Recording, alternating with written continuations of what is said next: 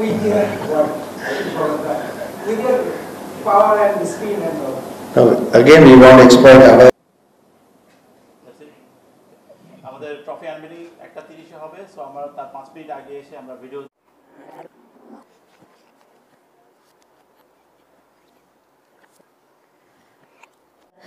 Like আমাকে mention করতে যার নাম হচ্ছে ফারজানা পিঙ্কি।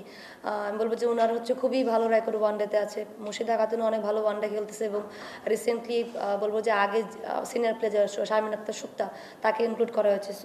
সোফার এই ফরম্যাটটাতে বলবো যে আমাদের যে ব্যাটারগুলো আছে হয়তো একটু সময় নিয়ে ব্যাটিং করলে, যেহেতু ব্যাটিংটাই বেশি প্রবলেম দেখা যায়, সো এখানে তো সময় নিলে কোনো এত বেশি প্রবলেম নেই। তো ব্যাটিংটার দিক থেকে আমি বলবো যে হ্যাঁ, এইভাবে প্রিপারেশন বলতে যে আমরা কিছু প্র্যাকটিস ম্যাচেস খেলেছি, মোরালেস সেটা হচ্ছে হয়তো বা সিলেকশনের দিকেই বেশি মনোযোগ ছিল, যার কারণে প্রত্যেকটা প্লেয়ার তার যে যা জায়গা থেকে বেস্টটা খেলার চেষ্টা করেছে। সো ওইভাবেই টিমটা পিক করা হয়েছে এবং লম্বা সময় পরে ওয়ানডে খেলা এবং হোম কন্ডিশন, আমি মনে করি যে আমাদের ওয়ানডে যে প্লেয়ারগুলো বেসিক্যালি যারা রান করে আসে কনসিস্টেন্ট, তারা খুব ভালো করেছে সেই সব ম্যাচগুলোতে। সো আমি কনফিডেন্ট টিম নিই।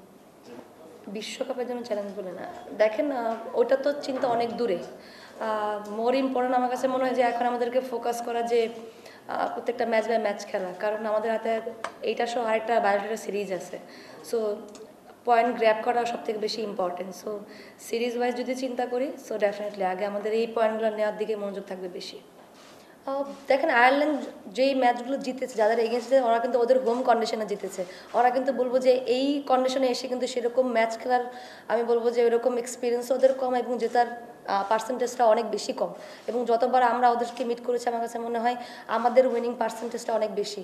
আর যেহেতু বললেন যে হোম কন্ডিশনের কথা, যে যার কন্ডিশনে স্ট্রং অনেক বেশি হয় এবং এই মাঠে কে স্ট্রং সেটা আসলে রিসেন্টলি যদি আমাদের কিছু সিরিজ দেখেন, এক্সেপ্ট অস্ট্রেলিয়া, আমরা কিন্তু ভালোই খেলেছি এবং তাদের রেকর্ডটা কিন্তু তাদের মাঠেই, হয়তো ওরা এখানে খেলতে পারেনি। বাট আমি বলবো যে এটা নিয়েও না কোনো, আমি বলবো অপোনেন্টকে আসলে লাইটলি নেওয়ার কোনো অবকাশ নেই আমাদের।